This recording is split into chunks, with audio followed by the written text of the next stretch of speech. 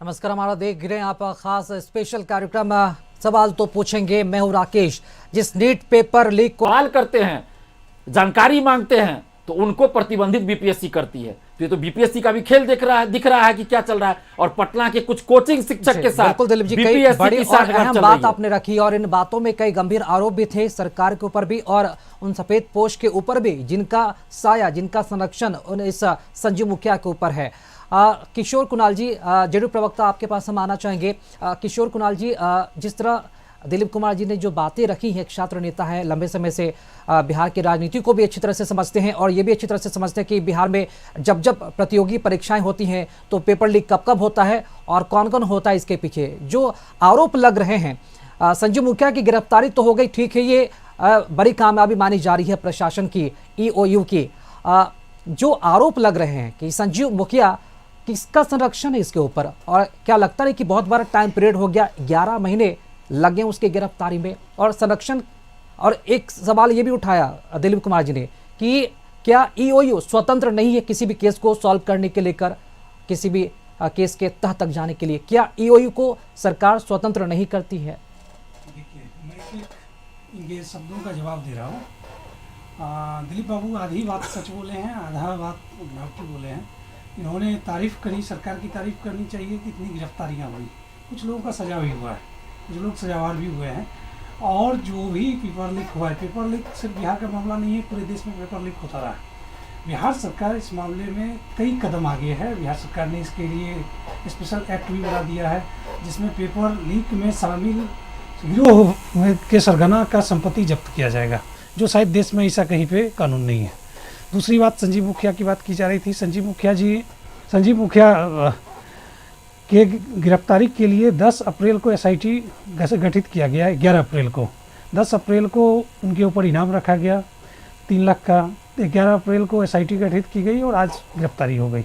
तो हम लोग लगातार, चाहे सरकार किसी भी परिस्थिति में क्यों ना हो, कोई भी पेपर लीक क्यों ना रहा हो, हम लोग उस पर कार्रवाई किए हैं, सज़ा दिलाए हैं और कोर्स करेक्शन भी किए हैं।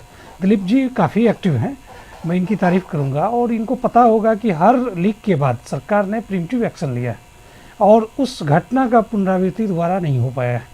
तो इस तरह से सरकार लगातार लगी है कि बिहार में लीक फ्री एग्ज़ाम हो सके और हम लोग लगातार प्रयास करते रहें। जी किशोर कुणाल जी, आप बोल रहे कि घटना की पुनरावृत्ति दोबारा नहीं होती है, मतलब कि सिपाही भर्ती परीक्षा पेपर लीक हो जाता है, शिक्षक भर्ती परीक्षा पेपर लीक हो जाता है, उसके बाद नीट पेपर लीक हो जाता है। ये सिलसिलेवार तरीके से बताता है कि कहीं ना कहीं जो प्रशासन है और जिस तरह से पेपर लीक हो रहे हैं, सरकार उससे नहीं रोक पा रही है। निश्चित तौर पर ये बड़ी कामयाबी है संजीव मुखिया की, लेकिन क्या इस बात की ये गारंटी है कि अब से बिहार में पेपर लीक की घटनाएं नहीं होंगी? इससे पहले भी कई एक्शंस बिहार सरकार के द्वारा लिया गया है, चाहे वो क्वेश्चन पेपर को इनक्रिप्ट करने की बात हो या ब्लॉकचेन टेक्नोलॉजी लाने की बात हो रही है।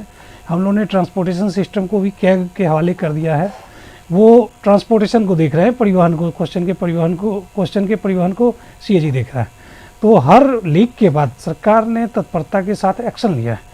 और दिलीप बाबू को आधी बात उन्होंने बताई, खान सर का उन्होंने नाम लिया, लेकिन तेजस्वी जी या फिर प्रशांत किशोर जी का नाम उन्होंने नहीं लिया, जिन्होंने बीपीएससी एग्ज़ाम को बवंडर बनाकर लगातार बवाल करते रहे और रिजल्ट आया कि हाई कोर्ट और सुप्रीम कोर्ट में इन्हें मुंह की खानी पड़ी और ये लोग चुपचाप अपने घर में बैठे हुए हैं। एक सवाल या एक जवाब इन्हें नहीं सूझ रहा।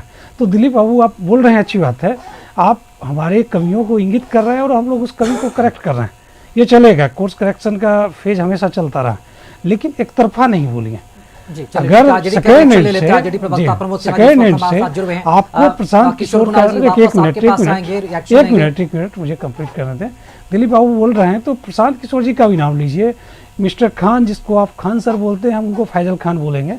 तो फैजल खान जी ने टीचर का नौकरी, टीचर के दायित्व को छोड़ के जिस तरह से आंदोलन को डाइवर्ट करने का कोशिश किया, या फिर प्रशांत किशोर जी ने डाइवर्ट करने का कोशिश किया, या फिर तेजस्वी जी ने डाइवर्ट करने का कोशिश किया और लगातार सरकार के लोगों को, सरकार को हतोत्साहित करने का प्रयास किया ताकि यहाँ पे नियुक्तियाँ रुक जाए, यहाँ के लाखों युवाओं को नौकरी नहीं मिले। और ये प्रयास अंततः माननीय हाईकोर्ट और माननीय सुप्रीम कोर्ट के निर्णय के बाद स्पष्ट हो पाया कि बिहार सरकार सही थी और इनका निर्णय सही था। जी चलिए, आरजेडी प्रवक्ता प्रमोद सिन्हा जी, आपके